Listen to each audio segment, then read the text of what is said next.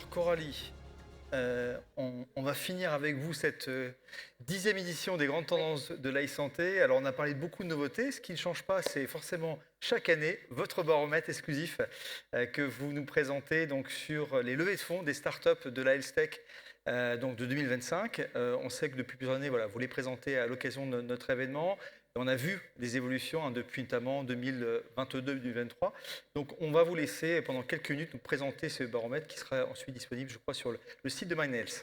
Oui, merci. Bonjour à tous et ravi d'être avec vous pour vous présenter du coup le baromètre 2025 des levées de fonds des entreprises de la health tech.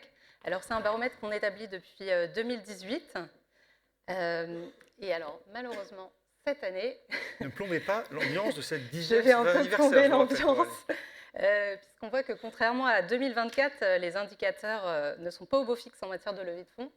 En 2025, le total des levées de fonds des entreprises de la e-santé a atteint 289 millions d'euros. Selon nos estimations, cela constitue une baisse de 44% par rapport au montant levé l'année précédente. Donc en 2024, les startups et scale-up avaient levé 654,3 millions d'euros. Et on est encore plus loin, évidemment, des records établis en 2021 et 2022, où le total des levées de fonds avait dépassé les 1 milliard d'euros. Alors du côté des opérations, le ralentissement se fait lui aussi sentir. En 2024, nous avons identifié 54 opérations contre 37 en 2025. Et 36 entreprises ont levé des fonds l'an dernier. Cela constitue le plus faible nombre d'entreprises ayant levé des fonds depuis 2018. La seule entreprise qui a réalisé 2 levées de fonds l'année dernière, c'est Symncure, qui développe des logiciels combinant jumeaux numériques et simulations basées sur l'IA pour les traitements neurovasculaires, et qui a levé un total de 13,1 millions d'euros. Alors, il y a quand même 3 entreprises l'an dernier qui ont réussi à tirer leur épingle du jeu en levant au minimum 20 millions d'euros. Et ces levées constituent 41% du total des montants levés l'an dernier. Donc sur la première marche du podium, on retrouve Nabla avec 59 millions d'euros levés en 2025. Depuis sa création, la société spécialisée dans l'IA ambiante, on en a pas mal parlé ce matin, a levé au total 100 millions d'euros en 4 opérations. Suivie, et avec cette levée, elle a intégré le club des entreprises de la santé numérique française qui a levé plus de 80 millions. Et ce club donc, ne compte que 10 représentantes, dont Doctolib et Dental Monitoring. En seconde position, on a Bioptimus, avec une levée de fonds de 39,5 millions d'euros. En janvier, moins d'1 an après sa création, la start-up dédiée au modèle de fondation en biologie réalisait son 2e tour de table et portait à 71,5 millions d'euros le montant de ses levées. Sequone Genomics, qui a développé une plateforme d'analyse génomique basée sur l'IA, prend la 3e place avec une levée de 20 millions d'euros. Et ce qu'on constate en premier lieu, c'est que ces 3 levées témoignent de l'attrait continu des investisseurs pour les entreprises de santé mettant à profit l'intelligence artificielle. Elles reflètent également les domaines les plus dynamiques en 2025, à savoir les outils dédiés aux professionnels de santé, la tech bio et les outils d'aide à la décision ou au diagnostic. Et justement, les tech bio constituent le 2e domaine le plus important en termes de montant levé, avec 67,7 millions d'euros. Ces entreprises qui s'appuient sur des plateformes alimentées par l'IA pour prédire les interactions médicaments cibles, identifier des biomarqueurs ou développer des traitements personnalisés, on le voit en poupe. Elles réussissent à attirer des fonds spécialisés en santé, mais aussi des fonds tech et même des investisseurs américains, comme en témoigne la levée par exemple de One Bioscience. Et si on s'intéresse un peu aux prospectives, un rapport de Speed Invest paru en décembre estimait qu'en 2025, les tech bio européennes devraient lever plus de 2 milliards d'euros. Alors, côté investisseurs, pas beaucoup de changements. Hors Business Angel, 127 investisseurs différents ont participé au tour de table d'une start-up de la e-santé.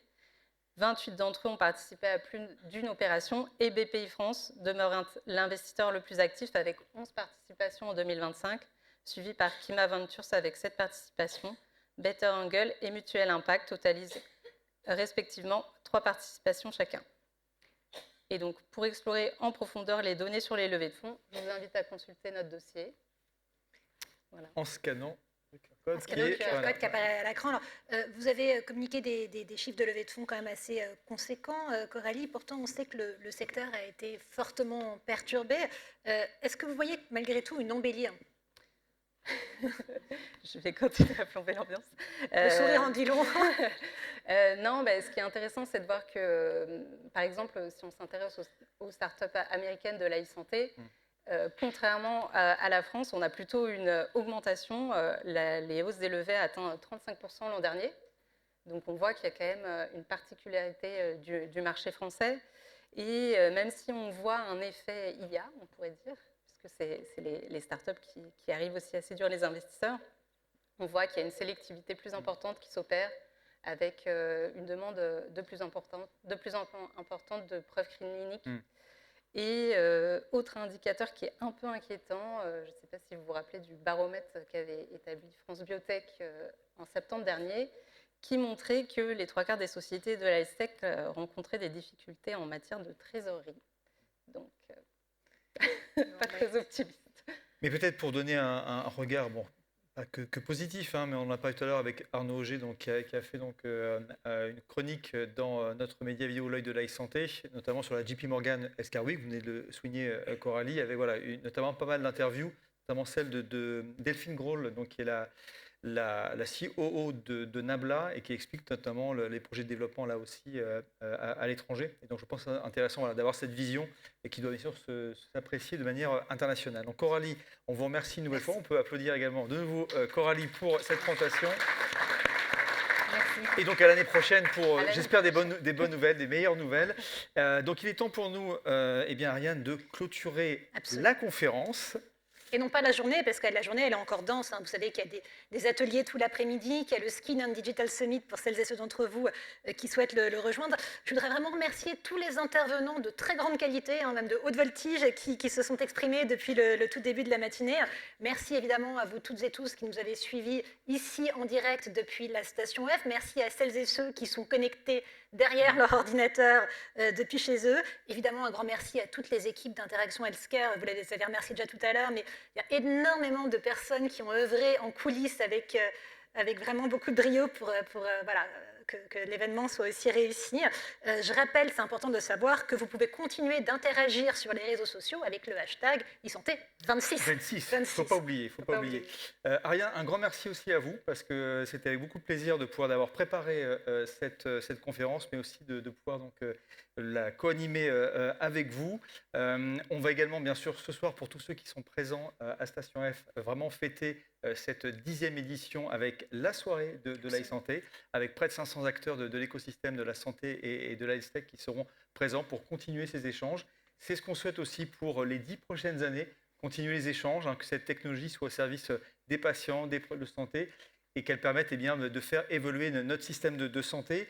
Je me permets, puisqu'on a parlé tout à l'heure de la longévité, ça a été un thème assez important, à vous dire aussi qu'il y a un prochain rendez-vous qui sera présent à Paris qui s'appelle Tech for Health, qui a lieu dans quasiment 2 mois, qui là aussi réunit beaucoup d'acteurs. Donc là, on va aller plus loin que la e-santé, et notamment sur des sujets autour du monde hospitalier. Et là aussi, on va parler de connecter et sécuriser pour mieux soigner. Donc là aussi, vous pouvez aller sur leur site. Save the date. Save the date, voilà. Donc encore un grand merci à toutes et à tous pour votre présence. Bien sûr, il y a les ateliers. On vous donne rendez-vous là, allez, dans 13 minutes. Vous avez le temps de prendre un petit café et faire une pause avant de repartir. Et donc encore merci à tous les co-animatrices et co-animateurs. Bonne journée et à bientôt et à l'année prochaine.